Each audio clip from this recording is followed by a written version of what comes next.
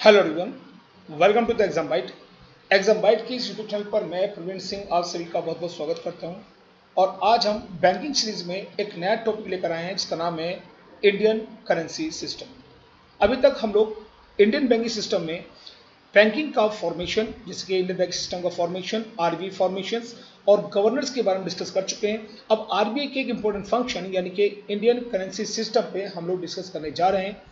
आप सभी से रिक्वेस्ट है, और जो लोग चैनल पे पहली बार आए हैं, जो फर्स्ट टाइम चैनल को आज देख रहे हैं, वो प्लीज चैनल को लाइक कर दें, सब्सक्राइब कर दें और बेल आइकन दबाना भूलें। बहुत सारी यूजफुल वीडियोस और कॉम्पिटिटिव एग्जाम के रिगार्डिंग बहुत सारे इंपॉर्टेंट पॉइंट्स होंगे आपको यहाँ पर मिलने वाले हैं। इससे बाहर कुछ भी जाने वाला नहीं है। अगर आपने इस बार वीडियो को देख लिया तो इस वीडियो को देखने के बाद करेंसी रिलेटेड कोई भी क्वेश्चन कहीं से पूछा जाएगा, इससे बाहर नहीं जाएगा। ठीक है, तो बैंक प्रमोशन एग्जाम की जो लोग तैयारी करें उनके लिए स्पेशली मैं बता रहा हूं कि इसी वीडियो का जो सेकंड पार्ट में लेकर आने वाला हूं उसमें जो इसके रिगार्डिंग इंपॉर्टेंट प्रमोशन वाले के जो पॉइंट्स होंगे वो भी इसका अंदर में सेकंड पार्ट में ऐड करूंगा। यानी एक कंप्लीट पैकेज आपको इसी चैनल पर इन एग्जाम बाइट पर आपके यहाँ पर मिलने जा रहा है। वीडियो को एंजॉय करते हैं और शुरू करते हैं आज का वीडियो। तो जैसे कि सिक्कों की बरसात आप होते हुए देख रहे हैं, यानी कि पता चल गया कि इंडियन करेंसी सिस्टम में बात करने यानी नोटों की बारी, सिक्कों की बारी, सिक्कों के ऊपर हम बात करने जा रहे हैं। तो पेश है आपके सामने Indian currency system. Indian currency system में अगर बात की जाए तो सबसे पहले जान लीजिए कि दुनिया में नोट हमेशा से नहीं थी। कागज की मुद्रा यानी लीगल टेंडर मनी शुरू से ये नहीं थी। लीगल टेंडर के रूप में दुनिया में पहले इस्तेमाल होता था गोल्ड। ठीक है, गोल्ड जो था दुनिया की पहली पसंद रहा है। और पीली धातु ये जो है ये दुनिया में एक्सचेंज का सबसे बड़ा कॉमन माध्यम रहा है। सर सबसे पहले एक बात वर्ड टर्निंग है यहाँ पर कि गोल्ड स्टैंडर्ड होता क्या है और एक लीगल टेंडर मनी जो मैंने बोला उसका क्या मतलब है। लीगल टेंडर मनी यानी वैधानिक मुद्रा का मतलब होता है कि ऐसी मुद्रा जिसे किसी भी देश की सरकार, गवर्नमेंट और बैंक ने एक्सेप्ट किया है उसे उस देश की लीगल टेंडर मनी कहते हैं। जैसे कि भारत की है रुपया, हमारी गवर्नमेंट ने, बैंक्स ने, हमने एक्सेप्ट किया हुआ है, इसलिए लीगल टेंडर है। और जब मोदी जी ने रात 8 बजे आकर के नवंबर 2016 में कहा कि 1500 नोट लीगल टेंडर नहीं रहेंगे, तो इसका ना वो लीगल टेंडर नहीं रहे। गवर्नमेंट लेने से, एक्सेप्ट करने से मना कर दिया, तो बैंकों ने मना कर दिया, फिर पब्लिक ने मना कर दिया, नतीजा वो मार्केट से चलन से बाहर हो गए सर। ठीक है, तो हर देश के अंदर, किसी भी देश के अंदर जो मुद्रा चल रही है उस देश की लीगल टेंडर होती है। ठीक है, इसी के ऊपर एक टॉपिक भी होगा हमारा फॉरेक्स मार्केट का, जो हम आगे लेने वाले लाएंगे आपके लिए टॉपिक के लिए सर। तो गोल्ड स्टैंडर्ड से शुरुआत करते हैं कि दुनिया में सबसे पहले प्रारंभिक स्टेज में गोल्ड स्टैंडर्ड चलता था। यानी जिस देश के पास जितना गोल्ड, उस गोल्ड के मूल्य के बराबर वो करेंसी प्रिंट करके इकोनॉमी में जारी करते थे। लेकिन समय के साथ क्या हुआ कि बढ़ती गोल्ड की डिमांड को ये पूरा नहीं कर पाए, और जो जिस प्रकार से पॉपुलेशन बढ़ रही थी उसके हिसाब से जो है उतना गोल्ड हमारे पास था नहीं। तो नतीजा हुआ कि गोल्ड की जगह पर एक नया सिस्टम आ गया। सबसे पहले 1931 में इंग्लैंड ने, स्विट्जरलैंड और बाकी देशों ने क्या करा, गोल्ड स्टैंडर्ड को त्याग दिया और धीरे करके एक नया सिस्टम डेवलप किया गया जिसका नाम था मिनिमम रिजर्व सिस्टम। 1935 में यूएसए दुनिया का पहला देश था जिसने सबसे पहले गोल्ड स्टैंडर्ड की जगह मिनिमम रिजर्व सिस्टम को फॉलो कर लिया सर। और उसके बाद भारत ने 1956 में को फॉलो किया और आज दुनिया भर के सभी देशों में गोल्ड स्टैंडर्ड नहीं चलता, अब चलता है मिनिमम सिस्टम। अब देखिए ये रहा gold standard. The gold standard is a monetary system where a country currency और paper money has a value directly linked to gold. With the gold standard, country agreed to convert paper money into a fixed amount of gold. A country that used the gold standard set a fixed price for gold and buying and the sell gold at that prices. ठीक है, तो बिल्कुल simple सा है कि gold standard अब दुनिया में नहीं चलता। गोल्ड के मूल्य की बिहार पर दुनिया भर के देश अपने लीगल टेंडर को सेट करते हैं। अब गोल्ड की अगर बात चल रही है तो एक चीज मन में सवाल भी आता है कि भारत के पास टोटल कितना गोल्ड होगा सर, और भारत की रैंक कितनी है सर। तो आपको ये ग्राफ दिखाता हूं, ये फॉर्चून इंडिया की ओर से ग्राफ है सर, जो मैंने नेट से उठाया है। इस गोल्ड की बात की जाए तो आप देख सकते हैं दुनिया में सबसे बड़ा गोल्ड का भंडार किसके पास है, यूएसए के पास में। कितना है सर, 8133 टन का उसके पास गोल्ड है, जिसका कुल मूल्य है 455 बिलियन यूएस डॉलर का। यानी दुनिया का सबसे बड़ा गोल्ड भंडार किसके पास है, तो वह है अमेरिका के पास।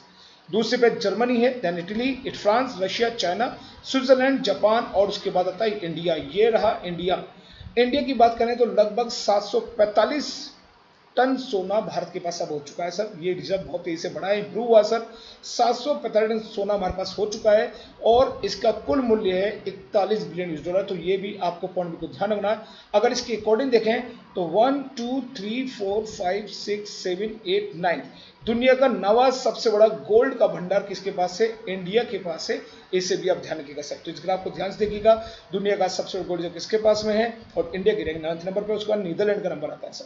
ठीक है, चलिए आगे बात करते हैं। अब देखिए बात करते हैं कि इंडिया में जैसे करेंसी कोई सिस्टम जो हम इस्तेमाल करते हैं वो होता है मिनिमम सिस्टम। देखिए the minimum reserve system is the currency issue system follow by the RBI at present. ठीक है, it was adopted in the 1956। तो इंडिया ने इसको 56 में अपनाया। याद रखिएगा मिनिमम रिजर्व सिस्टम सबसे पहले 1935 में यूएसए ने अपनाया, उसके बाद दुनिया के देशों ने अपनाया और आरबीआई ने 1950 से अपनाया। इस सिस्टम में होता क्या है, इस सिस्टम में एक निश्चित अमाउंट में आपके पास में रिजर्व्स होने चाहिए जिसमें गोल्ड होना कंपलसरी है। ठीक है, मान लीजिए कुछ अमाउंट सपोज कीजिए, मान लीजिए कोई देश है उसने कहा कि वह 200 करोड़ की एसेट मॉर्गेज करके उसकी ब्याज पर कितने भी नोट छाप सके सर, और इस 200 करोड़ में कुछ गोल्ड होगा तो कुछ फॉरेन करेंसी भी होगी सर। चलिए इसको विस्तार से जानते हैं। देखिए ध्यान से, रिजर्व बैंक ऑफ इंडिया की अगर बात की जाए तो आरबीआई नोट छापता है मिनिमम रिजर्व सिस्टम के अकॉर्डिंग। अब क्वेश्चन बनता है कि आरबीआई का मिनिमम रिजर्व सिस्टम होता कितना है, तो देखिए ये होता है 200। याद रखिएगा आरबीआई के पास कम से कम 200 करोड़ की एसेट्स हो तो उसकी ब्याज पर कितने भी वो नोट छाप सकता है, कितने भी। लेकिन जितने भी नोट छापेगा वो नोट छाप करके इकोनॉमी में सर्कुलेट उसी हिसाब से करेगा जिससे मार्केट में इन्फ्लेशन और डिफ्लेशन कंट्रोल रहे, क्योंकि अत्यधिक नोट छाप देने से, ज्यादा नोट मार्केट सर्कुलेट कर देने से इन्फ्लेशन हो सकता है और कम से डिफ्लेशन हो सकता है। तो डिमांड एंड सप्लाई की ब्याज पर लिमिटेड अवस्था में नोट छाप के अकॉर्डिंग जारी किया जाता है। अब सवाल उठता है इस 200 करोड़ में कितना गोल्ड होना चाहिए, तो याद रखिएगा कम से कम 115 करोड़ मूल्य का सिर्फ इसमें गोल्ड होना कंपलसरी है। 200 करोड़ मिनिमम 115 गोल्ड और बाकी 85 में फॉरेन करेंसी या अदर चीजें इसके अंदर हो सकती है। तो विदेशी मुद्रा जो है लगभग 85 करोड़ में इसके अंदर होना कंपलसरी है। इसको बहुत ध्यान से समझिएगा, यहां से क्वेश्चन आपके लिए एग्जाम में जरूर पूछे जाते हैं कि आरबीआई का जो मिनिमम सिस्टम है उसमें कितने करोड़ की रिजर्व रखी जाती है, तो 200 करोड़ की। इसमें मिनिमम रिजर्व गोल्ड का कितना होता है, तो 115 करोड़ मूल्य का गोल्ड होना कंपलसरी है। बाकी 85 में फॉरेन करेंसीज वगैरह होना कंपलसरी है। आइए आगे हम बात करते हैं इसके अंदर। उससे पहले एक इंपॉर्टेंट बात जान लीजिएगा सर, ये सवाल मन में उठता है कि प्रेजेंट में भारत का टोटल फॉरेक्स रिजर्व कितना है। यहाँ पर फॉरेक्स का मतलब होता है फॉरेन एक्सचेंज रिजर्व यानी विदेशी मुद्रा भंडार। तो याद रखिएगा वो प्रेजेंट में हो चुका है 634.287 बिलियन से। देखिए इंडिया टोटल फॉरेक्स एक्सचेंज यानी forex reserve stand at around $634.287 billion और 31 जनवरी 2022। तो 31 जनवरी 2022 के हिसाब से अगर देखा जाए तो भारत के पास विदेशी मुद्रा भंडार बहुत तेजी से बढ़ा है और ये 634.287 बिलियन हो चुका है सर, जो कि वर्ल्ड का चौथा सबसे बड़ा फॉरेन रिजर्व है सर। हम रशिया से ऊपर है सर, रशिया 5वें नंबर पर आता है, इंडिया 4थे नंबर पर आता है इस अमाउंट के हिसाब से। ठीक है, तो भारत की शक्ति यानी कि फाइनेंशियली इकोनॉमिकली काफी तेजी से बढ़ रही है और ये उसी विषय को दर्शाता है सर। आगे हम बात करते हैं आगे पोर्शन पे। अब बात करते हैं कि भारत में जो नोट छापे जाते हैं उसके लिए कौन कौन सी इंपॉर्टेंट प्रेस है। तो देखिए BRB NMPL आरबीआई की एक सब्सिडरी है, भारतीय रिजर्व बैंक नोट मुद्रण प्राइवेट लिमिटेड।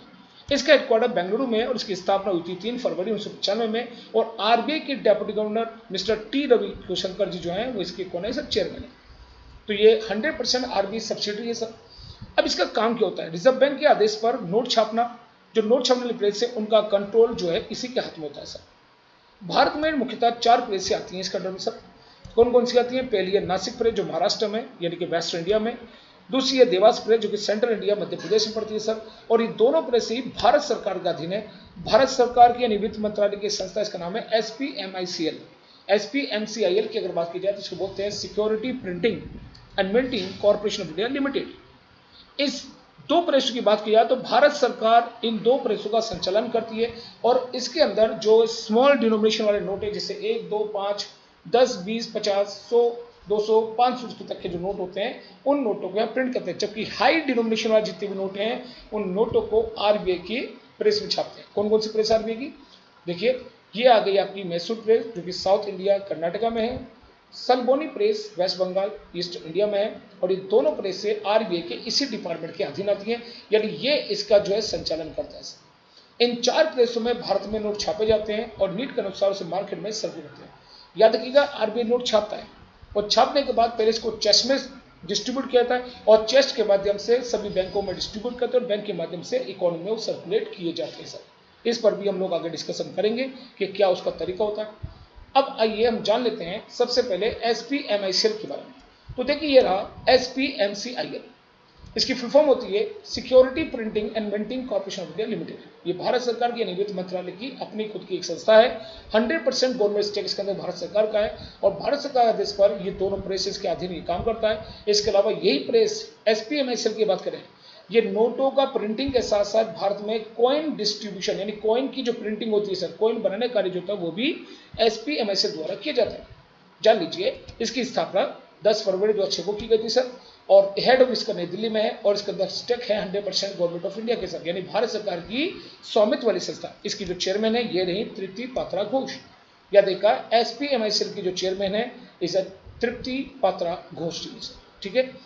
अब ये भी जान लीजिए कि जो एसपीएमआईसीएल है ये भारत में नोटों को छापने के अलावा कॉइन्स को भी बनाता है सर, ठीक है। जो आप सिक्के यूज करते हैं उन सिक्कों को बनाने का काम भी करता है। जहां पर सिक्के बनाए जाते हैं उस जगह को बोलते हैं मिंट यानी कि टकसाल। टकसाल वो जगह होती है जहां सिक्के बनाए जाते हैं। भारत में सवाल उठता है टोटल कितनी मिंट है, तो याद रखिएगा टोटल 4 मिंट है। कौन कौन सी मिंट है, तो ये आपके सामने 4 मिंट है। सबसे पहली देश की जो मिंट है उसका नाम है मुंबई मिंट। अगर मुंबई मिंट में कोई भी कॉइन प्रिंट किया जाता है, बनाया जाता है, तो उस पर ध्यान रखना स्टार आपकी डायमंड मार्किंग होती है सर। अगर किसी सिक्के के बैक साइड में अगर आपके हाथ में कोई कॉइन है, आप उसे निकालिए और उसको चेक कीजिए, क्या सिक्के पर डायमंड की मार्क दिखाई दे रही है आपको, तो समझ जाइए कि वो मुंबई मिंट में छपा हुआ कॉइन है सर। नंबर 2 पे आती है कोलकाता मिंट। ये मैंने क्रम से आपको बताया है कि पहले भारत में खुली थी मुंबई मिंट, उसके बाद खुली थी कोलकाता मिंट। और कोलकाता मिंट में छपे हुए किसी भी कॉइन के ऊपर कोई मार्किंग नहीं है, नो मार्क है, तो समझ जाइए कि वो कोलकाता मिंट का कॉइन है। तीसरी जो मिंट खुली थी वो थी हैदराबाद की मिंट और हैदराबाद मिंट में अगर कोई भी कॉइन छपेगा तो उस पर स्टार मार्किंग होगी। आप देखेंगे अपने कॉइन के पीछे का स्टार मार्किंग है, एक बार चेक कीजिए ये सब। अगर स्टार मार्किंग है तो समझ जाइए वो हैदराबाद मिंट का। और चौथी और जो लेटेस्ट आपकी मिंट है जो कि 1987 में खोली गई है वो है नोएडा मिंट। और नोएडा मिंट में अगर कोई भी कॉइन छपा जाता है उस पर मार्क होता है डॉट का, ठीक है। तो आप इन मार्किंग के हिसाब से पता कर सकते हैं कि कौन सा मिंट का प्रिंट किया हुआ आपके पास कॉइन यूज हो रहा है सर, ठीक है। यहां पर कॉइन्स के रिगार्डिंग मैं बता दूंगा आपके लिए कि कॉइन जो है एसपीएमआईसीएल बनाता है, लेकिन इनको डिस्ट्रीब्यूट करने का अधिकार सिर्फ और सिर्फ किसका है, आरबीआई का है, ठीक है। उससे पहले एक चीज जान लीजिए, एसपीएमआईसीएल के अंडर में एक प्रेस और आती है।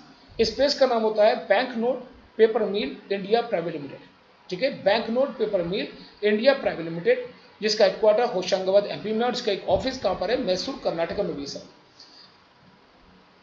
बैंक नोट पेपर मिल इंडिया प्राइवेट लिमिटेड की अगर बात की जाए तो ये वो पेपर मिल है सर जहां पर जितना भी आपका गवर्नमेंट स्टेशनरी का पेपर होता है यानी कागज होता है, उस कागज को बनाने का कार्य यहीं पर किया जाता है। जैसे आप यूज करते हैं मार्केट में, जैसे आप एफिडेविट बनवाते हैं तो एफिडेविट का जो पेपर होता है उसमें तार भी पड़ता है, ऐसा देखा होगा आपने, उसकी मोटाई उसकी चिंगाड़ आप देखेंगे तो एग्जैक्टली वैसा कागज मार्केट में आपको नहीं मिलेगा, उस तरह का नहीं मिल सकता, ये इसकी मोनोपोली है। तो गवर्नमेंट स्टेशनरी का जितना भी वर्क है, जैसे गवर्नमेंट सिक्योरिटी बॉन्ड है, ट्रेजरी बिल्स है, कमर्शियल पेपर्स हो गए आपके सर, है ना, जैसे डाक टिकट्स वगैरह हो गए आपके सर, तो गवर्नमेंट स्टेशनरी का जितना भी कागज है उसको बनाने की जिम्मेदारी बैंक नोट पेपर मिल इंडिया प्राइवेट लिमिटेड की है। और ये जो बैंक नोट पेपर मिल है ये भी किसके अंडर में आती है सर, ये भी आती है एसपीएमआईसीएल के अंडर, यानी एसपीएमआईसीएल यानी भारत सरकारी संस्था के अधीन में 2 नोट छापने वाली प्रेस आती है और एक कागज बनाने वाली प्रेस भी आती है। अब हम जान लेते हैं कि जो नोट यानी कॉइन्स है, तो कॉइन्स छापने की जिम्मेदारी एसपीएमआईसीएल की है, लेकिन को डिस्ट्रीब्यूट करता है आरबीआई।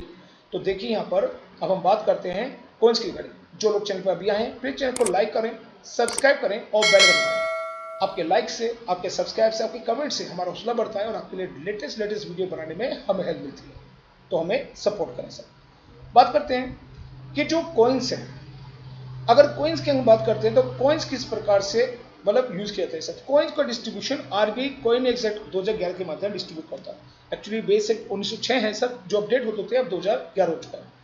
कॉइनेज एक्ट 2011 की सेक्शन 6 के अनुसार, देखिए, एज पर section 6 of the Indian coinage act 1906, the government has the authority of mint coin and issue them to RBI for circulation.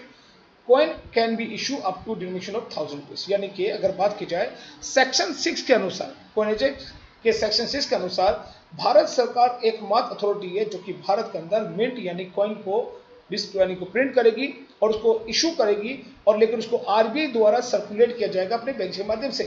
और अगर बात करें तो आरबीआई मैक्सिमम 1000 तक के डिनोमिनेशन में कॉइन इशू मार्केट के अंदर कर सकता है, नहीं कर सकता कि कॉइन छाप करके इसे इशू करवा सकता है सर। ठीक है, अब यहाँ बात करते हैं कौन कौन से डिनोमिनेशन होंगे। तो देखिए 1000 मैक्सिमम डिनोमिनेशन है, याद रखिए क्वेश्चन एग्जाम में आ चुका है कि मैक्सिमम कितनी वैल्यू तक का कॉइन मार्केट में इशू किया जाता है आरबीआई द्वारा, तो 1000 का कॉइन। उसके बाद 500, 200, 100, 50, 20, 10, 5, 2 एंड 1 रुपीज तक का कॉइन जो होते हैं कॉइन में इशू किए जा सकते हैं। अब यहाँ पे ये आपको अच्छे से पता है कि 100 पैसे का 1 रुपया होता है, ठीक है, और एक के ऊपर जितने भी है 2 रुपया 5 रुपया सबको रुपीज ही कहा जाएगा सर। 100 रुपीज 1000 रुपीज है ना। बट आरबीआई के अकॉर्डिंग अगर हम बात करें तो अगर 1 रुपीज का कॉइन है या 2 रुपीज का कॉइन है, 5 रुपीज का कॉइन है या 1000 रुपीज का कॉइन है, तो इन कॉइन्स को आप वैल्यू देख करके पहचान सकते हैं। लेकिन इनको कहा किया जाता है 1 रुपया, देखिए 1 रुपीज एंड अबव कॉइन्स, इनको कहा जाता है इज अ रुपीज कॉइन। अगर मैं आपके सामने रखूंगा 50 रुपीज के कॉइन को क्या कहते हैं, तो आप बोलेंगे 50 रुपीज कॉइन नहीं, is a rupees coin. Rupees में रुपीज दिख रहा है, 50 रुपीज का वैल्यू है, 100 रुपीज की वैल्यू है। तो 1 एंड अबव कॉइन जो होती हैं इनको कहा जाता है रुपीज कॉइन, और 1 से नीचे के जो होते हैं and below 1 rupees coin are small coin. तो ध्यान रखिए 58, 54, 25 पैसा ये सब कहने की आवश्यकता नहीं है, उन्हें कहा जाएगा स्मॉल कॉइन। और 1 रुपया इससे ऊपर की जितनी वैल्यू के करंट नोट्स होंगे यानी कॉइन्स होंगे, इन सबको कहेंगे हम लोग क्या, इज अ रुपीज कॉइन। और 1 से नीचे के जो कॉइन्स होंगे इन्हें कहा जाएगा स्मॉल कॉइन्स। ठीक है, इस बात को भी बिल्कुल ध्यान रखिएगा सर। आइए आगे बात करते हैं। तो ये बात समझ आ गई होगी कि अगर क्वेश्चन आ जाए कि आरबीआई मैक्सिमम कितनी वैल्यू तक का कॉइन इकोनॉमी इशू कर सकता है, तो याद रखिएगा मैक्सिमम 1000 रुपीज तक का कॉइन इशू कर सकता है। ये मैक्सिमम डिनोमिनेशन है। आगे बात करते हैं। अब देखिए यहां पर नोटों की प्रिंटिंग से रिगार्डिंग क्वेश्चन समझो। आरबीआई ने जो पहली बार नोट छापने की शुरुआत की थी वो कब की थी और कैसे की थी, तो देखिए यहां पर 1938 ये वो समय है जब आरबीआई ने पहली बार नोट छापने की शुरुआत की। 1938 India was printing banknote of rupees 10,000 denomination. The ₹5 note was the first paper currency issued by RBI in January 1938. ये बात ध्यान रखिएगा, आरबीआई द्वारा प्रिंटेड जो पहला नोट था वो 5 रुपए का था सर, जो कि जनवरी 1938 में आरबीआई ने इशू किया था। ठीक है, it had the portrait of George six. George six का उसमें फोटो था, यानी इंग्लैंड के जो राजा थे जॉर्ज सिक्स, उनका जो इस पर फोटो था।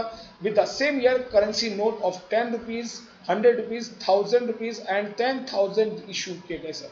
यानी आरबीआई ने 1938 में पहली बार नोट छापने की शुरुआत करी। पहला नोट छापा 5 रुपए का, और इसी क्रम में 10, 100, 1000 और 10,000 तक के मैक्सिमम नोट को इशू किया। यानी 1938 में भारत में पहली बार 10,000 रुपए का नोट जारी किया जा चुका था सर।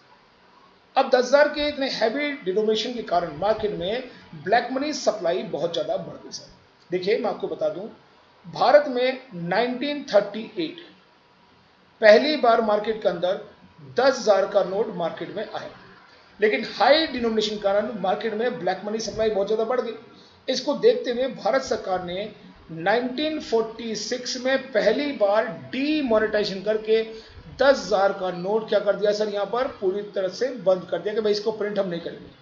लेकिन बाद में भारत सरकार ने 1954 में इसे दोबारा री इशू कर दिया कि नहीं कोई बात नहीं, चलने दो नोट के लिए सर। ठीक है, इसे सरकार ने दोबारा इशू कर दिया। अब जब ये नोट चलने लगा तो इससे ब्लैक मनी सप्लाई फिर से बहुत बढ़ गई और बहुत ज्यादा दिक्कतें होने लगी। 10,000, 5,000 के मार्केट में चल रहे थे। किसी भी देश के अंदर जितनी बड़ी डिनोमिनेशन के नोट चलते हैं उसकी इकोनॉमी को उतना ही ज्यादा नुकसान देते हैं सर। इसलिए 1978 में जब भारत में दूसरी बार डीमोनेटाइजेशन होता है तो उस टाइम पर क्या किया गया सर, 10,000 के नोट को कंप्लीटली पूरी तरह समाप्त कर दिया गया और अब 10,000 का नोट मार्केट में जारी नहीं होता है। ठीक है, देखिए यहां से दो क्वेश्चन बनेंगे कि आरबीआई मैक्सिमम कितनी वैल्यू तक का नोट इशू कर सकता है, तो याद रखिएगा 10,000 तक का नोट इशू कर सकता है। According to RBI act 1934 section 24 के अनुसार मैक्सिमम 10,000 तक का नोट जारी कर सकता है। और 10,000 नोट पहली बार कब जारी होता है सर? 1938 में जारी हुआ था सर। फिर 46 में बंद कर देगा, लेकिन 54 में फिर इशू कर देगा। और 1978 में मोरारजी देसाई की सरकार ने फाइनली 78 में इसको बंद कर दिया। उसके बाद 2016 में नरेंद्र मोदी जी ने फिर से एक बार डीमोनेटाइजेशन यहां पर किया था। याद रहे भारत में टोटल कितनी बार डीमोनेटाइजेशन हो चुका, तो याद रखिएगा टोटल 3 बार डीमोनेटाइजेशन हो चुका है। डीमोनेटाइजेशन का मतलब क्या होता है कि जब भारत में ब्लैक मनी सप्लाई बहुत ज़्यादा बढ़ जाती है, किसी देश में ब्लैक सप्लाई बहुत ज़्यादा बढ़ जाती है, तो ब्लैक मनी सप्लाई को डिस्ट्रॉय करने के लिए सरकार नए नोट प्रिंट करके इकोनॉमी में जारी कर देती है और पुराने को चलन से बाहर कर देती है, जिसे बोलते हैं डीमोनेटाइजेशन। आज के दिन में आप देखते हैं भारत में सभी नोट नए जारी कर दिए गए, नए स्टाइल में पेश किए गए सर, नए डिजाइन में पेश किए गए, जबकि पुराने सभी चलन से बाहर कर दिए गए। तो क्या हुआ है सर यहाँ पर? Demonetization sir. तो पूछ सकता है टोटल कितनी बार डीमोनेटाइजेशन हुआ सर? टोटल 3 बार हुआ है सर। पहली बार कब हुआ? 46 में, देन 78 में, देन 2016 में। अगर पूछे बिफोर इंडिपेंडेंट एक बार हुआ, आफ्टर इंडिपेंडेंट 2 बार हुआ सर, ओवरऑल 3 बार हुआ सर। ठीक है, तो आई होप ये जानकारी आपको सही लगेगी। मैं इसे रफ कर रहा हूं यहां से। देखिए आगे इसके बारे में, the highest denomination note ever printed by the RBI Reserve Bank of India was the 10,000 note in 1938 and again in 1954। तो 10,000 में, यानी कि 10,000 का जो नोट था 1938 में पहली बार जारी किया गया, 46 में बंद किया गया, लेकिन 54 में फिर इशू कर दिया गया। But this note were demonetize in January 1946, देखिए पहली बार हो गया, एंड अगेन इन 1978। ठीक है, और उसके बाद लेटेस्ट 2016 में हुआ सर। तो टोटल 3 बार डीमोनेटाइजेशन हुआ। और ये भी याद रखिएगा, डीमोनेटाइजेशन करने का अधिकार भारत में किसको है sir? Reserve bank of India को अधिकार है सर। गवर्नमेंट के कहने पर आरबीआई ये करना चाहता है, नहीं करना चाहता है, ये आरबीआई का अधिकार है सर। ठीक है, तो गवर्नमेंट के रिक्वेस्ट पर आरबीआई ऐसा कर देता है सर। ठीक है, आगे बात करते हैं। अब देखिए बात करते हैं इंडियन करेंसी रिगार्डिंग कुछ महत्वपूर्ण इंपॉर्टेंट फैक्ट्स के ऊपर बात करते हैं। देखिए फर्स्ट इंडियन पेपर करेंसी जो इशू हुई थी भारत के अंदर, वो थी 1 रुपये सन 1919। नवंबर 1919 में पहली बार भारत के अंदर 1 रुपए का नोट यानी कागज का नोट जो है प्रिंट किया गया था, जिस पर जॉर्ज सिस्टम की क्या थी सर? जॉर्ज पंचम की फोटो थी। अब जो जॉर्ज पंचम की फोटो के साथ में जो 1 रुपए का नोट जारी हुआ था, ये बिल्कुल चेकबुक के आकार का था, चेकबुक की तरह था सर, बड़ा सा नोट था। और इस नोट को दे करके एक्सचेंज में प्रोडक्ट को एक्सचेंज कर देने, as a bill of exchange का इस्तेमाल यहाँ पर किया जाता था। अब यहाँ से क्वेश्चन बनता है, पहली बार नवंबर 1917 में 1 रुपए का नोट यानी कागज की मुद्रा भारत में पहली बार जारी हुई थी नवंबर 1917 में, और नवंबर 2017 में इस कागज की मुद्रा के कितने वर्ष पूरे चुके? 100 वर्ष पूरे चुके। इस बात को जानिएगा, ये क्वेश्चन आपके लिए बनेगा कि वो भारत की कौन सी मुद्रा है जिसकी प्रिंटिंग 100 पूरे चुके हैं, तो वो है आपकी 1 रुपए का नोट सर। दूसरी बात समझिएगा, 1 rupees note and coin made by the government of India. याद रखना, सिर्फ 1 रुपए का नोट ऐसा नोट है जिसकी प्रिंटिंग अधिकार, इस पर सिग्नेचर का अधिकार सिर्फ भारत सरकार को है, आरबीआई नहीं करता। आप देखेंगे 1 रुपए के नोट पर क्या लिखा होता है? भारत सरकार, जबकि 200 रुपए के सभी नोटों पर रिजर्व बैंक ऑफ इंडिया लिखा होता है। तो 1 rupees note and coin made by the government of India, ये भी याद रखिएगा। 2 और more rupees note print and sign by RBI governor. तो आरबीआई का जो गवर्नर होता है वो 2 रुपए और 100 रुपए के सभी नोटों पर क्या करता है? उनको साइन भी करता है, उनकी प्रिंटिंग भी करवाता है। ठीक है, लेकिन 1 रुपए के नोट की प्रिंटिंग भारत सरकार करती है और उस पर सिग्नेचर देश का फाइनेंस सेक्रेटरी करता है। आपको कमेंट बॉक्स में बनाना है कि प्रेजेंट में जो भारत में फाइनेंस सेक्रेटरी है, भारत के फाइनेंस सेक्रेटरी और प्रेजेंट में रेवेन्यू सेक्रेटरी, दोनों ही एक ही व्यक्ति हैं, उनका नाम आपको बताना है। ठीक है, कमेंट बॉक्स में बताइए कौन देश के अंदर भारत के फाइनेंस सेक्रेटरी प्रेजेंट में अपॉइंटेड है सर। ठीक है, 1993 1 रुपए के नोट की प्रिंटिंग को ऑफ किया गया। क्यों किया गया सर? कि 1 रुपए के नोट की प्रिंटिंग बहुत कॉस्टली हो रही थी सर, खर्चा ज्यादा होता है, लेकिन सिक्कों की लाइफ ज्यादा होती है, नोट की लाइफ ज्यादा होती भी नहीं। तो सरकार ने डिसीजन लिया कि 1993 में 1 रुपए के नोट की प्रिंटिंग को ऑफ कर दिया जाए, और इसी क्रम में 1995 में 2 और 5 के नोट की प्रिंटिंग को भी ऑफ कर देगा और उनकी जगह सिक्के चला देंगे। हालांकि 2 और 5 के बाद में छाप दिए गए थे सर, लेकिन इनके सिक्कों की लाइफ ज्यादा होती है तो सिक्के इनको चला देगा सर। अब 2 और 5 के नोट को प्रिंट कर देगा, लेकिन 93 का नोट कभी भी प्रिंट नहीं किया गया। अब अगस्त 2015 की पीरियड की, 2014 की पीरियड की बात है, अगस्त 2014 में रघुराम राजन जी ने इस बारे में भारत सरकार को चेताया कि अभी तक 1 रुपए का नोट छापा गया, 20 साल से अधिक समय हो चुका है और इसका क्या करना है सर। तब भारत सरकार ने स्टैंड लिया कि नहीं, हमें 1 रुपए का नोट छापना है, 1 रुपए नोट भारत सरकार ही छापेगी। और इस नोट की यानी रूल्स को पूरा करने के लिए लिमिटेड क्वांटिटी में जनवरी 2015 में 1 रुपए के नोट को दोबारा से रिप्रिंट किया गया। ध्यान, जनवरी 2015 में 1 रुपए का नोट दोबारा रिप्रिंट किया गया। अब 1 रुपए उसके फ्यूचर पर बात करेंगे, उससे पहले एक बात जान लीजिए कि नोटों के बीच में जो तार होता है, आपने कई बार 500 2000 के नोटों को भी देखा, तार होता है, और वो तार जो होता है जब उसको टर्न करते हैं नोट को, तो आपने कलर बदलता देखा होगा उसके अंदर, कभी उसमें ब्लू कलर होता है, कभी ग्रीन कलर होता है। अब वो ब्लू होता है कि ग्रीन होता है ये क्लियर नहीं होता है।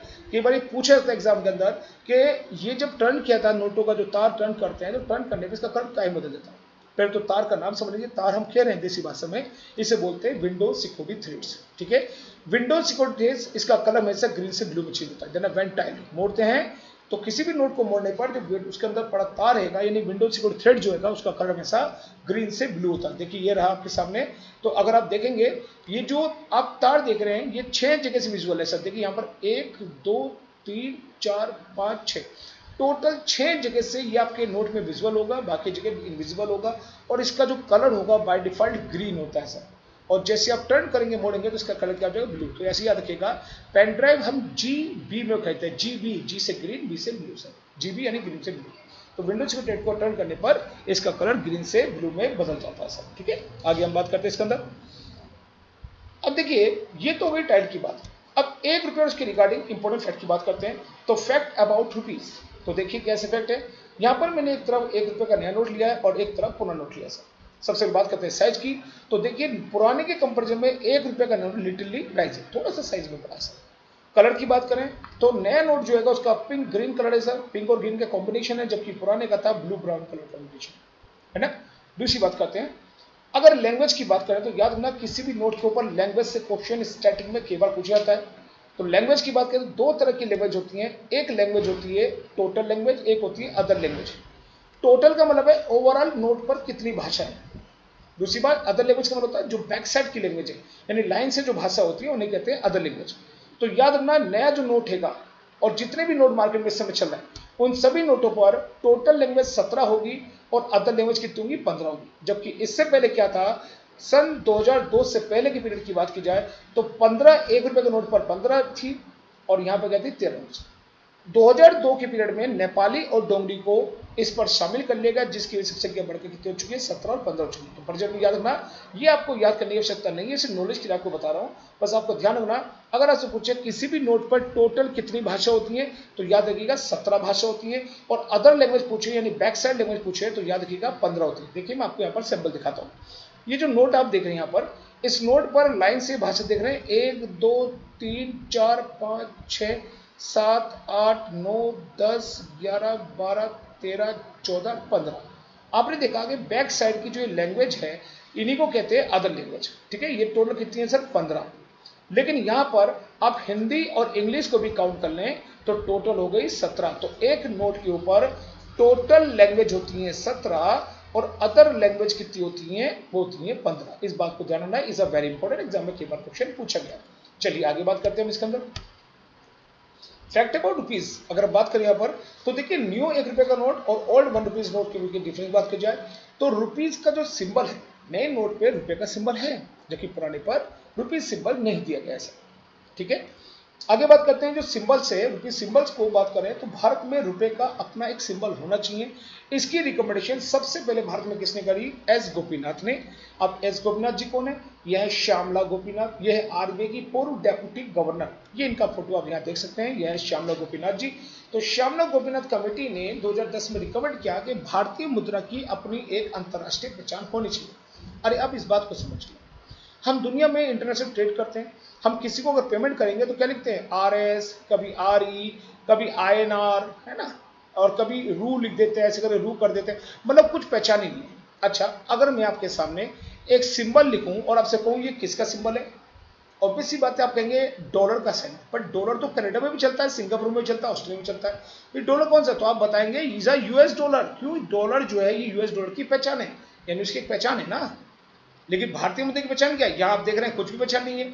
तो 2010 में इन्होंने क्या करा, देश के अंदर एक कंपटीशन कराया सभी IT कॉलेज, इंजी कॉलेज के बीच में, और इस कंपटीशन में सभी लोगों ने पार्टिसिपेट किया और शर्त की गई कि जो भी ऐसा सिंबल बनाएगा जो बनाने में आसान हो, दिखने में भारतीय हो, उसे रिवॉर्ड मिलेगा। सभी ने पार्टिसिपेट किया। उसी पीरियड में IIT मुंबई के एक होशियार स्टूडेंट थे जिनका नाम था D उदय कुमार, उन्होंने रुपीज सिंबल को डिजाइन करने में सफलता हासिल की। उनका डिजाइन पास कर देगा, उनको रिवार्ड देगा, और प्रेजेंट में वो IIT गुवाहाटी में असिस्टेंट प्रोफेसर भी हैं सर। तो देखिए rupees symbol design by D Uday Kumar, ये आप उनकी फोटो देख सकते हैं, यह है डी उदय कुमार, ठीक है। प्रेजेंट में professor D Uday Kumar IIT Guwahati में असिस्टेंट प्रोफेसर है सर। अब रुपीज सिंबल को बनाने में इन्होंने कुल कितनी भाषाओं का इस्तेमाल किया, तो याद कीजिएगा टोटल 2 भाषाओं का इस्तेमाल किया। पहली है देवनागरी हिंदी, दूसरी है रोमन, ठीक है। देखिए कैसे बनाया, हिंदी का रा बनाइए और स्ट्राइक आउट कर दी रोमन, ये बनाने में बहुत आसान था, ठीक है। और रुपए की अपनी पहचान दिखा रहा था, इसलिए सिंबल पास किया गया और सिंबल के पास होने से डी उदय कुमार इतिहास का हिस्सा बन गए सर। अब कभी जीवन में कभी भी रुपी सिंबल की बात होगी तो इनका नाम हर हाल में लिया ही जाएगा। तो डी उदय कुमार ने रुपी सिंबल को डिजाइन किया, इसको भी बिल्कुल आपको ध्यान रखना सर।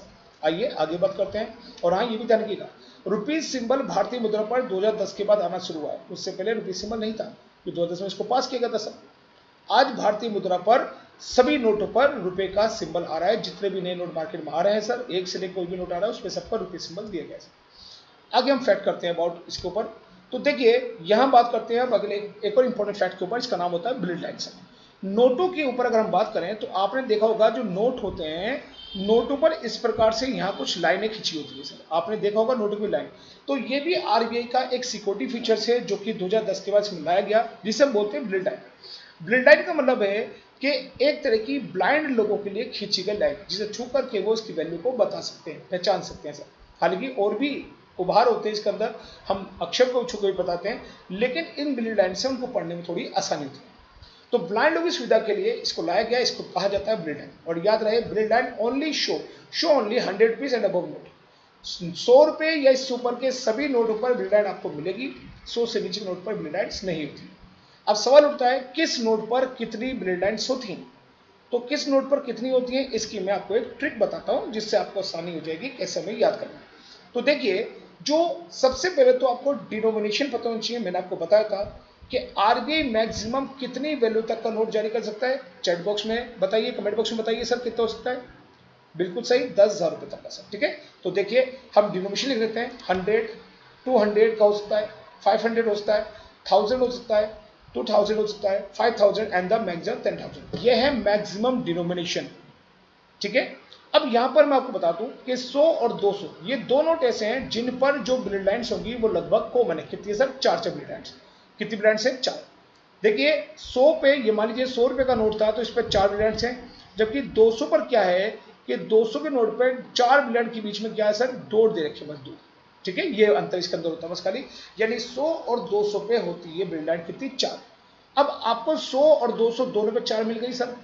अब 500, 1000, 2000 की अगर बात करें तो इसके आगे याद करना बेहद आसान है, आपको 4 के बाद की गिनती आनी चाहिए। 4 के बाद आता है 5, 6, 7, 8, 9, ठीक है। तो यहां पर आप देखेंगे 500 पे 5 बिल्ड लाइन्स होती हैं, 1000 पे 6 होती हैं, 2000 के नोट पे 7 बिल्ड लाइन्स होती हैं, 5000 का छपेगा नोट तो 8 होंगी और 10,000 का छाप दिया जाए तो 9 होंगी सर। जो लोग चैनल पे अभी आए सर प्लीज चैनल को लाइक करें, सब्सक्राइब करें और बेल आइकन दबाना ना भूलें सर, हौसला बढ़ाएं सर। बहुत सारे इंपॉर्टेंट फैक्ट्स में जानने को आपको मिलेंगे, जिनको मैंने रेड कलर से मार्क किया। ये वो बिल्ड लाइन्स है जो मार्केट में इस समय सर्कुलेट है, यानी 100, 200 करोड़ मार्केट में चल रहा है सर, 500 मार्केट में चल रहा है और 2000 करोड़ मार्केट में चल रहा है सर। तो यानी कि अगर आपसे पूछे कि 2000 करोड़ पर कितनी बिल्ड होगी, 5-7 होगी। अगर आप चाहें प्रैक्टिकली करके देख सकते हैं, आप अपनी जेब से 2000, 500, 100 या 200 का नोट निकालिए और एक बार जब देखें तो सही उसके कॉर्नर पर कितनी बिल्ड लाइन दे रखी हैं, और देख करके कमेंट में बताइए कि क्या इसकी इंफॉर्मेशन सही है, क्या आपको इसकी इंफॉर्मेशन बारे में पहले जानकारी थी, ठीक है। उसके बारे में चैट बॉक्स में जरूर बताएं सर। आगे बात करते हैं बिल्ड लाइन के बाद एक और फिक्र बात करते हैं सर। अब बात आती है कि जो नोट हैं उनकी डायमेंशंस क्या है। बड़ा मुश्किल काम होता है कि डायमेंशन को याद करना, लेकिन मैं ट्रिक के माध्यम से आपको इसको भी तैयार कर दूंगा। सबसे पहले हम बात करते हैं कौन कौन से नोट होते हैं। तो देखिए जब नोट प्रिंट किए गए थे, भारत सरकार ने जब नए नोट जारी किए थे, तब मैंने इसकी ट्रिक बनाई थी, तो उसी ट्रिक को मैं आपके सामने लेकर आ रहा हूँ। सबसे पहले 2000 का नोट आया था, देन उसके बाद 500 आया था, फिर 200 आया था, 50 का आया था, फिर 1 रुपये का नोट आया, फिर 100, 10 और 20 के नोट हैं। तो इन ट्रिक को मैंने इसके हिसाब से लिखा। इन सभी नोटों की डायमेंशंस और इनके कलर्स और इनके मोटिव को हम यहाँ पर ट्रिक के माध्यम से समझेंगे। इससे पहली बात जान लीजिए कि जितने भी नोट 10 और 10 से ऊपर के होते हैं, इन सभी नोटों को हम मिलीमीटर स्क्वायर में काउंट करते हैं सर। लेकिन 1, 2 और 5 के नोट जो होते हैं इन्हें हमेशा सेंटीमीटर स्क्वायर में काउंट करते हैं। यूनिट भी याद रखिएगा, 1, 2, 5 के नोट सिर्फ सेंटीमीटर स्क्वायर में आते हैं सर, जबकि 10, 10 से ऊपर के सभी नोटों को मिलीमीटर स्क्वायर में काउंट किया जाता है। अब बात आती है इनकी डायमेंशन की सर। तो पहले मैं आपको मैनुअली समझा देता हूँ, उसके बाद इसके मैं आपको दिखाऊंगा आगे का पोर्शन। तो देखिए 2000 के नोट की डायमेंशन क्या होती है, या बाकी नोट की डायमेंशन क्या होती है, तो उसकी एक छोटी ट्रिक है। क्या जानना हमें, इसकी लेंथ कितनी है, इसकी विड्थ कितनी है। तो विड्थ के रिगार्डिंग मैं आपको बताऊं, एक छोटी ट्रिक याद रखिएगा कि 50 और 50 से ऊपर के जितने भी नोट हैं उन सब की विड्थ समान है। कितनी है, 66 मिलीमीटर। कितनी है सर, 66 मिलीमीटर। कितनी है, 66 मिलीमीटर। इसकी भी कितनी होगी, 66 मिलीमीटर। 100 की भी कितनी होगी, 66 मिलीमीटर। ठीक है, और 10 और 20 के लिए ध्यान रखना 63 है बस। इतना पॉइंट आपको याद रखना सर। मैं समझता हूँ बहुत भारी चीज नहीं होगी। 50 से ऊपर के जितने भी नोट होंगे सबकी 66 मिलीमीटर आंख मूंद के लगा दीजिए। ये उनकी चौड़ाई हो गई सर, कि इतनी चौड़े ये नोट होते हैं सर। लेकिन 10 और 20 की होती है 63 मिलीमीटर सर। ठीक, अगर आपको चौड़ाई मिल चुकी है तो आगे आप गुणा का चिन्ह लगा दीजिए, क्योंकि अब हमें बात करनी है लेंथ के ऊपर सर। तो देखिए यहाँ लेंथ की बात कर लेते हैं यहाँ पर। तो लेंथ कितनी है, 2000 के नोट की लेंथ कितनी होगी, इनकी सबकी लेंथ होगी, तो हमें आइडिया नहीं है, लेकिन ये आइडिया जरूर लगा सकते हैं कि सबकी 100 प्लस है। तो 100 में से जो पहले डिजिट है यानी 11 सबके आगे लगा दें, कोई दिक्कत नहीं होगी। सबके आगे एक एक हम लगा सकते हैं। ठीक है, तो 11 हमने सबके आगे लिख दिया है, यानी कि सबकी 100 प्लस आपकी लेंथ होगी। तो 1 हमने लिख दिया, यानी 3 में से डिजिट हमने लिख दिया।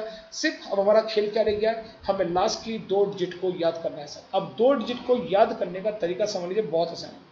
मान लीजिए कोई मेरे पास आते हैं कोई फ्रेंड्स और मुझसे कहते हैं सर 2000 की डायमेंशन बताइए, तो मुझे नहीं आती थी। तो मान लीजिए मैंने क्या करा, जो ये 66 इसकी जो विड्थ थी इसी को उठा करके इसके आगे रख दिया और डायमेंशन निकल आई किसकी, 2000 की। 2000 की डायमेंशन क्या होगी, 66 गुणा 166 मिलीमीटर स्क्वायर। चलिए कोई बात नहीं। अब आते हैं 500 के डायमेंशन पे। तो 500 की डायमेंशन क्या होगी, हमें नहीं आती थी, क्योंकि वे लोग उठा के यहाँ रख चुके हैं। अब क्या करें, तो हमने कहा 500 में से 50 को उठाओ आगे रख दो। तो लीजिए 600 को 150 मिलीमीटर स्क्वायर, ये 500 की डायमेंशन निकल आएगी। कोई बात नहीं। अब कोई हमारे तीसरे फ्रेंड आके बोलते हैं कि सर 50 और 200 की डायमेंशन बताइए। अब हमें नहीं आती, क्योंकि अब फंस गए हम, क्योंकि 66 शायद पहले रख चुके हैं और ये वैल्यू छोटी बड़ी है। 50 छोटी वैल्यू, 200 बड़ी वैल्यू है सर। अब हमें याद नहीं। तो हमें हमारे किसी दोस्त की याद आई जो अपनी नोजी से बड़ा खिलवाड़ करता था। ठीक है, नोजी का हमें एन याद रहा, और इस एन के एवज में हम बात करें तो वो एन नोजी के साथ खिलवाड़ तो करता करता सर। साथ ही साथ जब इसकी गिनती सुनो तो गिनती हमेशा 1 और 2 खा के बोलता है। यानी अगर पूछो उससे 1 से लेकर 10 तक गिनती सुनाइए तो हमेशा 3 से गिनती स्टार्ट करता है, 1 और 2 से गिनती स्टार्ट नहीं करता था। यानी क्या करता, 3, 4, 5, 6। तो हमें क्या रहा है, हमें 2 बात याद रही। एक तो उसकी गिनती 3 से स्टार्ट होती है, 3, 4, 5, 6, 3, 4, 5, 6 करता है वो सर। ऊपर से नोजी से खिलवाड़ करता है, तो नोजी का एन और 3, 4, 5 याद रहा। अब यहाँ भी हम ऐसे करेंगे, 200 और 50 के नोट में आप देखेंगे छोटी वैल्यू का नोट कौन सा, 50 का, और गिनती 3 से स्टार्ट करते हैं। 3 छोटी वैल्यू है तो यहीं से स्टार्ट करेंगे। यहाँ नीचे लिखेंगे 3, ऊपर लिखेंगे 4, यहाँ लिखेंगे 5, यहाँ लिखेंगे 6, यानी 3, 4, 5, 6, 3, 4, 5, 6। नोजी की शेप में हमने 3, 4, 5, 6 लिख दिया और डायमेंशन निकला है 200 की और 50 की। आसान है, 3, 4, 5, 6, 3, 4, 5, 6। जब हमारे सामने 200 और 50 की डायमेंशन आ गई, हमारा काम आसान हो गया। अब आते हैं, हमने गिनती छोड़ दी 3, 4, 5, 6 पे गिनती छोड़िए। अब हमें 1 की डायमेंशन निकालनी। तो 1 की डायमेंशन के लिए बिल्कुल टेंशन मत लीजिए, बहुत आसान ट्रिक है कि 3, 4, 5, 6 पे गिनती छोड़िए। तो यहाँ पर 6 से ही स्टार्ट करना है। क्या करेंगे, एक तरफ लिखेंगे 6, यहाँ लिखेंगे 7, यहाँ लिखेंगे 8, यहाँ लिखेंगे 9, दशमलव लगाएंगे और गुणा का चिन्ह लगा देंगे। बन गया 9.7 इंटू 6.3। और हाँ याद रखिएगा, ये इसको बीच में काटना भी था, सॉरी माफ करिए भूल गया था मैं। 8 को बीच में से काट दीजिए और ये काट दीजिए और बन जाएगा 6.3 सर। ठीक है, तो 9.7 इंटू 6.3 सेंटीमीटर स्क्वायर की 1 रुपए की डायमेंशन है सर। यानी क्या करा हमने सर, देखिए दोबारा बता दूं, हमने एक तो लिखा 6, एक तो लिखा 7, एक तो लिखा 8, एक तो लिखा 9, दशम लगाया, गुणा का चिन्ह लगाया, 8 को बीच में से काट दिया। जब 8 को काट दोगे तो क्या बन जाएगा, 3, 3 जैसा बनेगा सर। 3 बन जाएगा सर 8 में से, 2, 3 को मिलाकर बनना है सर। तो 9.7 इंटू 6.3 1 रुपए की डायमेंशन होगी। आप ऐसे भी आ सकते हैं, 9 7 63 होता है सर। ठीक, अब आती है 100 की डायमेंशन। तो 100 की डायमेंशन कैसे निकालें, तो आपको पता होना चाहिए। 200 की डायमेंशन है 46, 66 दोनों में कॉमन है। बट लेंथ की बात करें तो यहाँ लेंथ हमें पता है, लेकिन यहाँ की लेंथ हमें नहीं पता। लेकिन ये भी हमें पता है कि 200 और 100 पे बिल्ड लाइन कितनी थी, 4, 4 थी। तो 200 की तो पता है, 100 की नहीं पता। तो 200 की जो बिल्ड लाइन ये लेंथ है उसमें से 4 बिल्ड लाइन लेस कर दीजिए। 4 लेस करने बन जाता है 42। लीजिए 100 रुपए की डायमेंशन निकल आई। बिल्ड लाइन में से 4 को लेस कर दिया, बन गया हमारा 100 की डायमेंशन। और यहाँ 10 और 20 के लिए 23, 29 बस नोट कर लीजिए, आसानी से डायमेंशन निकल आएगा। आई होप कि आपको जानकारी अच्छी लगी होगी। जिन लोगों ने अभी जुड़े हैं उसको वीडियो को एक बार बैक करके दोबारा से इस वीडियो को यानी दोबारा से देख करके इसको समझ सकते हैं इस ट्रिक के हिसाब, ठीक है।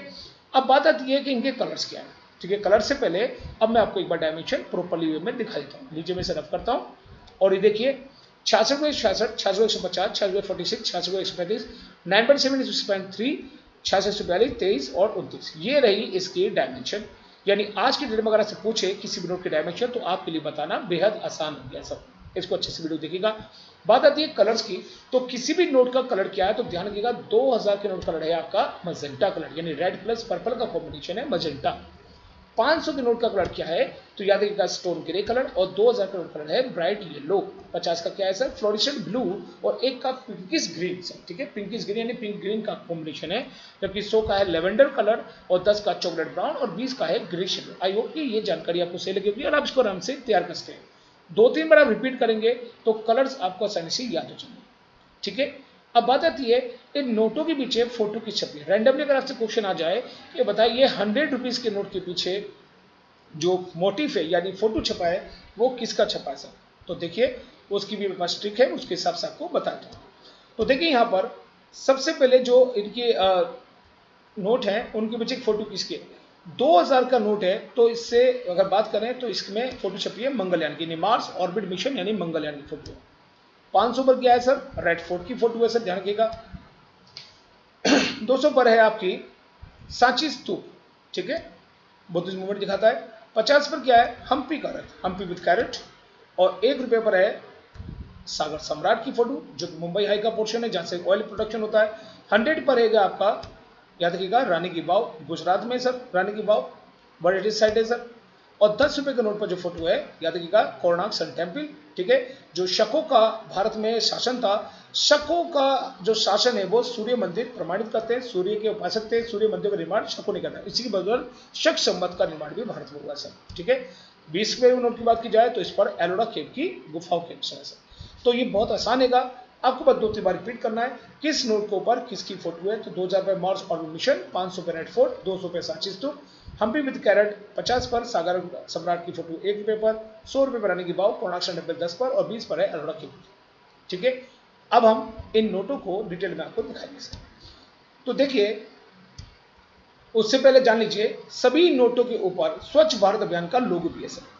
स्वच्छ भारत अभियान की बात की जाए तो इसकी स्थापना जो की गई थी सर वो कब हुआ, 2 फेज में इसको इंट्रोड्यूस किया भारत का सर। पहला फेज बात करें तो 2 अक्टूबर 2014 से स्टार्ट हुआ और 2 अक्टूबर 2000 को समाप्त हुआ फेज 1, जिसके अंदर में क्या करा, स्वच्छ शौचालय वगैरह बनाने का कार्य शुरू किया गया सर, ठीक है, और जो ओपन डिफेक्शन है जो खत्म किया गया सर। फेज 2 2 अक्टूबर 2020 को स्टार्ट हुआ, 2 अक्टूबर 2024 तक खत्म होगा, जिसमें स्वच्छता हैबिट को डेवलप करने के साथ साथ जो शौचालय का निर्माण उसमें तेजी लाया जाएगा, स्वच्छ पीने का पानी घर का पहुंचाने की योजना भी रखी गई। तो स्वच्छ भारत अभियान का जो लक्ष्य है उसे अचीव करने के लिए 2 फेज में इसको स्टार्ट किया गया है।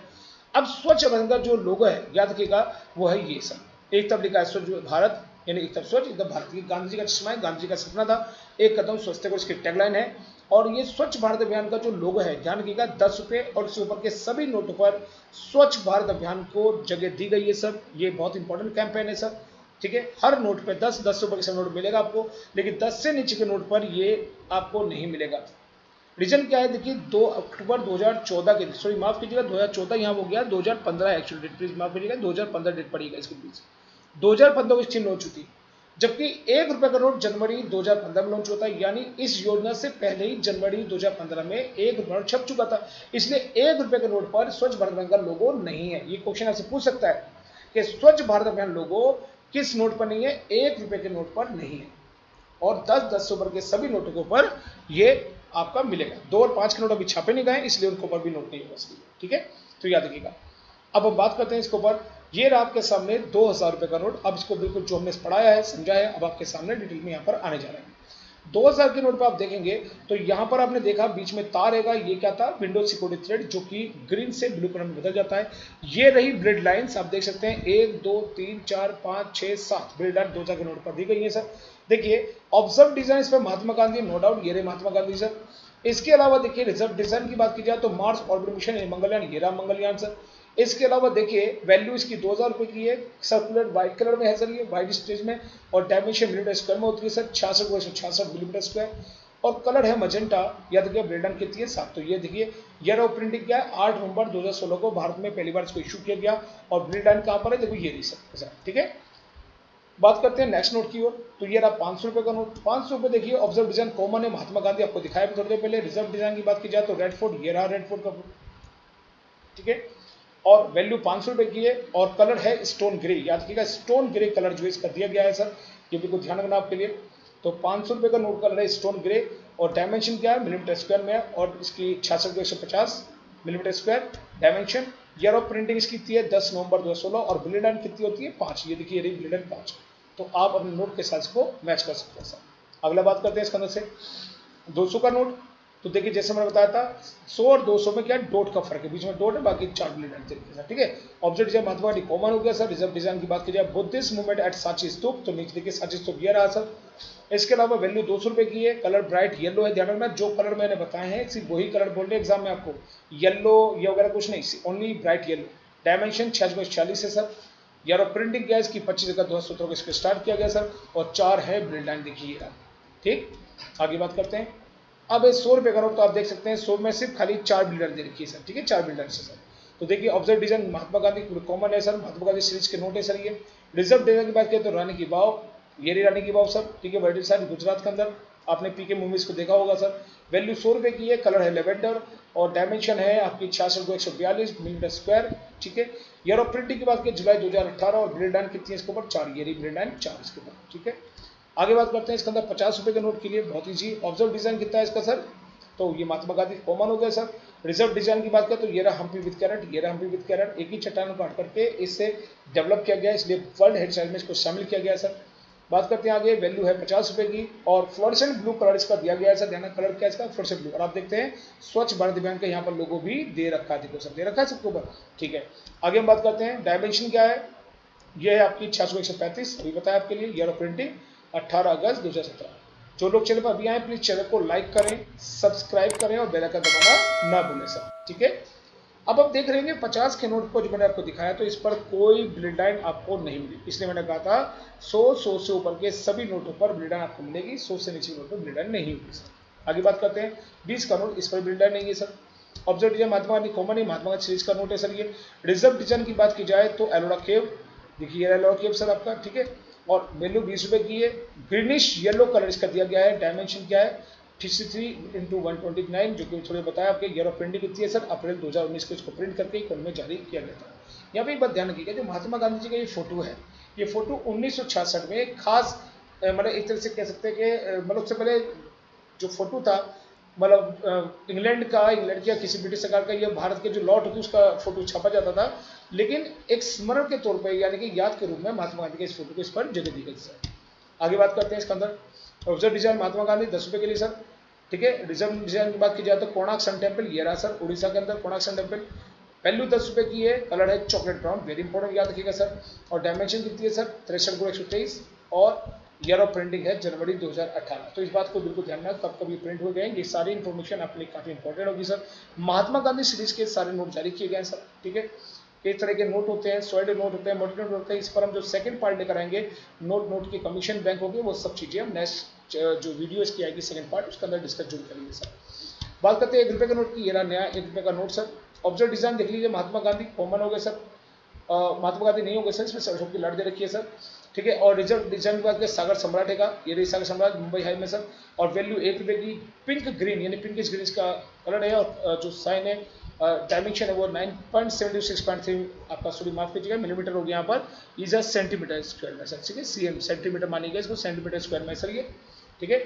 और ईयर ऑफ प्रिंटिंग क्या है जनवरी 2015, तो इस बात को बिल्कुल ध्यान रखिए सर। अब देखिए बात आती है कि जो हमने डिस्कस किया ये तो नोटों के रिगार्डिंग था, अब इसी के अंदर आरबीआई के इंपॉर्टेंट फैक्ट को भी शामिल कर रहे हैं कि आरबीआई एक्ट 1934 में इसमें कौन कौन से इंपॉर्टेंट फैक्ट शामिल किया। तो RBI act 1934 currency related important section for examination कौन कौन से होते हैं, तो देखिए इस पर बात कर लेते हैं। देखिए ये रहा RBI act 1934 section 22 RBI act 1934 का section 2 only RBI has the exclusive right to issue currency note in India. Bharat में जनवरी, देखिए जब हम बात किया सितंबर 1935 को भारत में आरबीआई को करेंसी प्रिंटिंग कर दी गई थी कि भारत में आपकी मोनोपोली, आप ही नोट छापोगे, और यह अधिकार सेक्शन 22 के अनुसार दिया गया।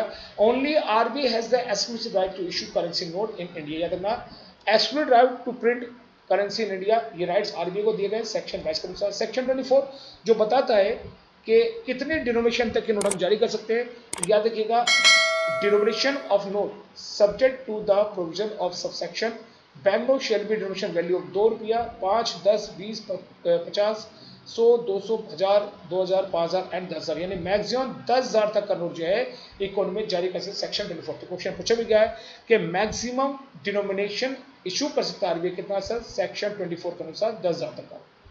इस सेक्शन 24 में इसको पावर दी गई है, तो ये मिनिमम 2 से लेकर के 10,000 तक मिल जाएगा था। और such other denomination value note exceed 10,000 भी, 10,000 से ऊपर जारी कर सकता है सर, 10,000 मैक्सिमम है सर। ठीक है, सेक्शन देखते हैं अगला आरबीआई का 27। ये क्या बोलता है, री इशू ऑफ नोट, यानी नोट को दोबारा इशू कर सकते हैं sir. The bank shall note reissue bank note which are turn defective और एक्सक्लूसिवली सॉल्ड। देखिए, टर्न यानी मुड़ा हुआ नोट हो, डिफेक्ट यानी खराब नोट है, और एक्सक्लूसिव सोल्ड का मतलब होता है बिल्कुल गंदा, चलन में जो बिल्कुल गंदे नोट है सर। तो bank shall note reissue bank note, तो बैंक तो इशू नहीं करते, तो अगर कोई भी गंदा नोट है, सोल्ड नोट है, डिफेक्ट नोट है, तो ऐसे नोट को बैंक क्या करेगा, आरबीआई को रिटर्न करेगा, और आरबीआई उसके बदले नए नोट को री इशू करेगा सर। तो ये अधिकार आरबीआई को मिलता है सेक्शन 27 के अनुसार। सेक्शन 26 के कहता है the legal tender currency of the Indian bank note. तो लीगल टेंडर यानी कि जो भारतीय मुद्रा है उसको जो है एक तरह से कंट्रिस्टिक किया गया है सेक्शन 26 में। इसी के सब सेक्शन है 26(1), 26(2). तो define legal tender of notes, definition दी गई है इसकी, और withdraw legal tender of notes के बारे में सेक्शन 26 में बताया गया, इंपॉर्टेंट है। 26, 26(1), 26(2) में लीगल टेंडर के रिगार्डिंग इंपॉर्टेंट इन्फॉर्मेशन दी गई है सर। और last section, section 28, RBI to form rules regarding the exchange of damage and imperfect note.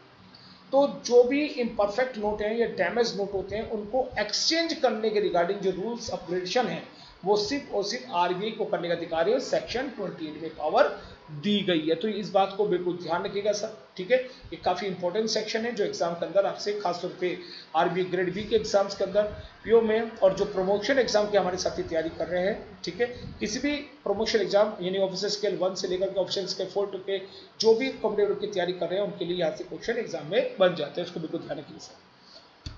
तो यहाँ पर हम लोगों ने बात करें इंपॉर्टेंट सेक्शन पे। अब हम बात करते हैं एमसीक्यू पर सर, करंट रिलेटेड एमसीक्यू जो हमने पढ़ा उसके रिगार्डिंग देख लेते हैं हम कितना जानते हैं। तो सबसे पहला क्वेश्चन आपकी स्क्रीन में ये रहा, RBI act 1934 this section define reissue of note, the bank shall not reissue bank note which are turn defective और सोल्यूसाइड। अभी आपको बताया गया था, ऑप्शन है सेक्शन 24 में, सेक्शन 26 में, या सेक्शन 27 में, या सेक्शन 28। तो आरबीआई के कौन से सेक्शन में री इशू ऑफ नोट के बारे में बताया गया है? तो आपको मिलेंगे 10 सेकंड आंसर देने के लिए।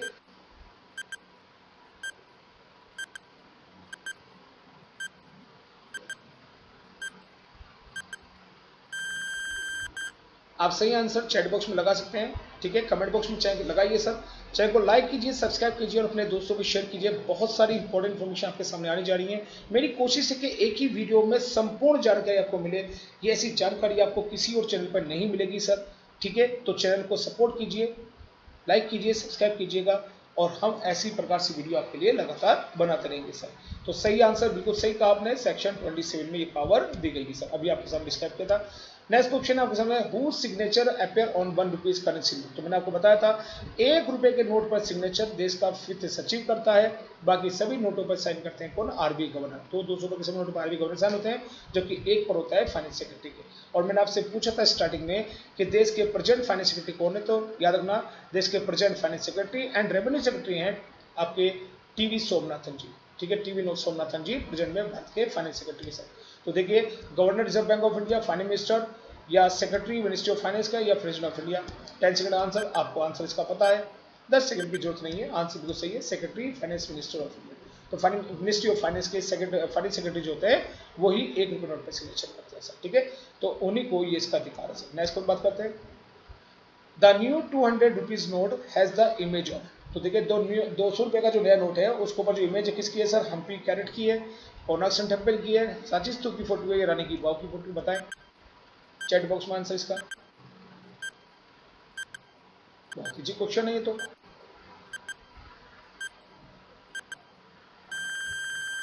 बहुत सारे लोगों को इसका आंसर पता है, वेरी गुड। इसका आंसर बिल्कुल सही कहा आपने, सांची स्तूप। ठीक है, 200 के नोट पर सांची स्तूप का फोकस है। नेक्स्ट क्वेश्चन बात करते हैं। नेक्स्ट क्वेश्चन पे ये रहा, which of the following is the dimension of rupees 500 rupees note. तो 500 रुपए के नोट की डायमेंशन पूछी गई है, तो सिंपल है, देख लीजिए आपके सामने ओ A B C D 4 option है। 10 सेकंड समय, बताइए आंसर इसका सर।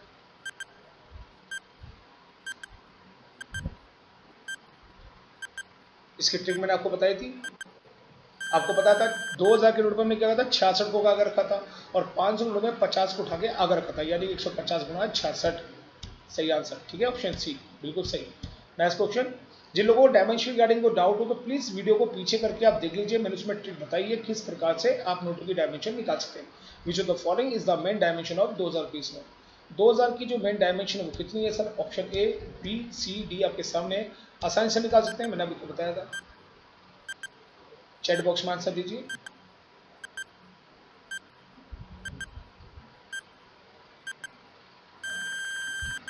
सही आंसर, एकदम सही, 66। ठीक है, नेक्स्ट क्वेश्चन आपके सामने ये रहा, which of the following is the main colour of 2000 rupees note. Colour क्या है 2000 रुपए नोट का? ए बी सी डी आपके सामने, magenta, bright yellow, stone grey या पिंक ग्रीन।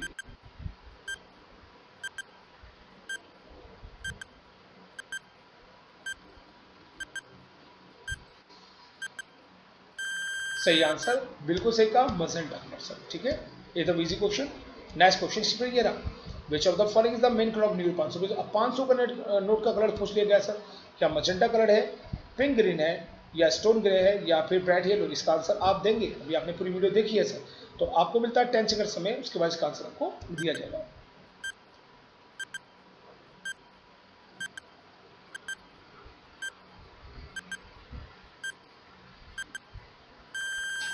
सही आंसर आपका बिल्कुल सही, स्टोन ग्रे कलर सर, बिल्कुल सही। नेक्स्ट क्वेश्चन मूव करते हैं। नेक्स्ट क्वेश्चन पर ये रहा, how many angular Braille lines are present on 200 rupees note. तो ब्रिल लाइन पूछी गई है, बताइए 200 के नोट पर कितनी ब्रिल होती है? 9 होती हैं, 7 होती हैं, 5 होती हैं, या 4 होती हैं। 10 सेकंड में आंसर।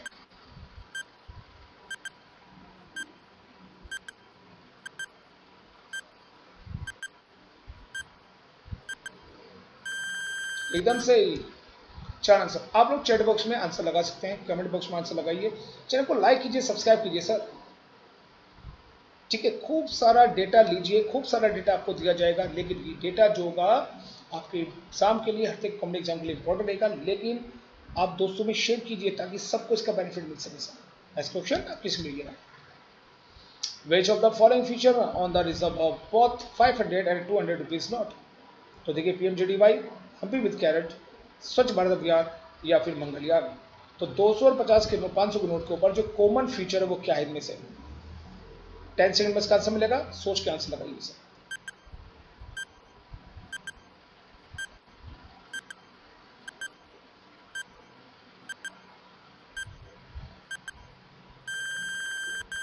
परफेक्ट, स्वच्छ भारत अभियान सभी मिलेगा, 10 से ऊपर के सभी नोटों पर बताया था आपके लिए। नेक्स्ट क्वेश्चन आपकी स्क्रीन पर, how many other language are use for writing the denomination of 50 rupees note.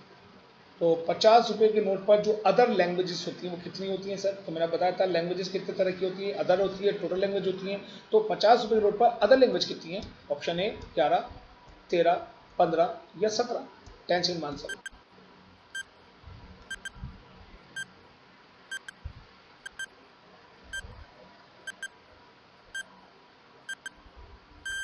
बिल्कुल सही आंसर आपका, 15 होती है sir, total language 17, other language होती है 15। ठीक है, नेक्स्ट क्वेश्चन स्क्रीन पर ये रहा, which of the following is the dimension of new 1 rupees note. Option A 9.6 into 6.4, option B 9.8 into 6.9, option C 9.7 into 6.3, या ऑप्शन डी 9.7 इंटू 6.6। तो इसके डायमेंशन ट्रिक मैंने आपको बताई है, 10 सेकंड समय आपको आंसर देने के लिए।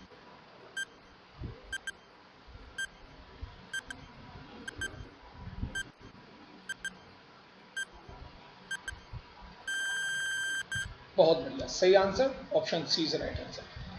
तो आज हमने इंपॉर्टेंट 11th क्वेश्चन के साथ साथ बहुत सारे इंपॉर्टेंट करेंसी फैक्ट को जाना।